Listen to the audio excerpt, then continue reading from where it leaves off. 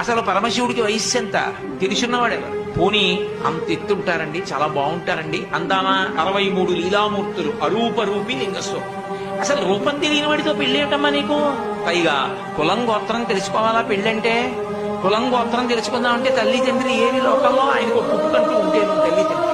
అటువంటి వాడు అమ్మా నీకెక్కడ దొరికాడు? అతనితో పెళ్లి ఏమిటి? ఇవన్నీ అలా వచ్చే పొద్దున్న పెళ్లి అయిందనుకో గృహప్రవేశం చేయించాలి అత్తవారింట్లో. ఎక్కడికి తీసుకెడతాడో తెలుసా? శ్మశానానికి తీసుకెడతాడు. అక్కడ మీ కాపరం ఉంటావా? ఏంటమ్మా ఆయనతో పెళ్లి అని ఊరుకోలేదు. ప్రత్యక్షం అయిపోయాడు అనుకో, ఆయన సొమ్మేం పోయింది, పెళ్లి చేసుకోమంటే సంతోషంగా చేసేసుకో.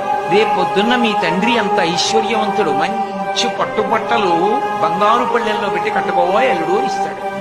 రక్తం ఓడిపోతున్నటువంటి ఏలుగు తోలు ఒకటి కట్టుకొని వస్తాడు పెళ్లిపేట్ల మీద. బాగుంటుందా? ఎంత అసహ్యంగా ఆయన ఆవులు వేసుకుంటాడమ్మా. బాగుంటుందా? ఏమిటమ్మా ఆయనతో పెళ్లి